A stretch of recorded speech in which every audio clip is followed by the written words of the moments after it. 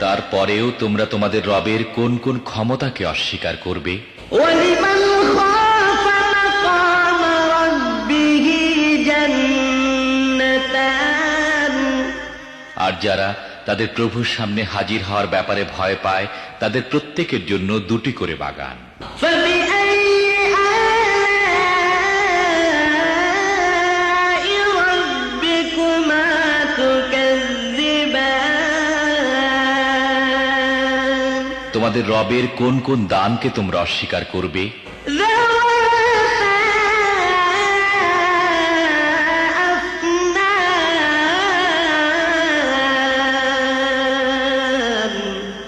তরতাজা লতা পাতা ও ডালপালায় ভরা।